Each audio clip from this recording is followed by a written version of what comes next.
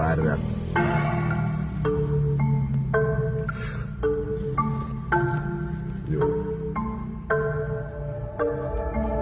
به خودم تو همه چی اگه بس بشی حل میشی همه چی. بهتار میده سر هیچ، فقط کافیه حس کنی درش.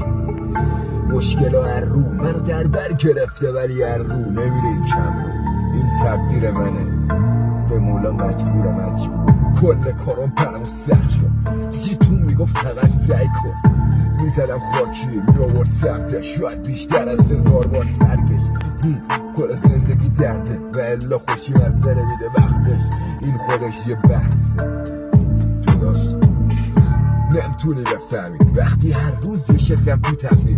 امرو منطقی فرداش بیربطی طی میکنم هرچی که پیشم بزنم جدول برم تو ری، بزنم زمینم برم تو گل، چشمم ببندم مسیرم پیداست یک تنه بزنم برم تو همه چی مرغا ظرفای استاد جایی که بشینم بگن چمه، بگیرم خوب میپندای لقمان و نقشت گمونم بدم برم. یه گوشم دروازه یه گوشم در آویز گوشم نگوشم حرف هر چی که میبینم و نتونم قطع یقین دارم ندونم چی شکل از الان ببر با تصویر جدید، از الان به قبل میشه بهتره نگید نیست ساکت هیچ کننده از همه چی چم شده یعنی یک سر خرید. هر چقدر توش بری محور پری، یه سرش امید دو سرش نوید.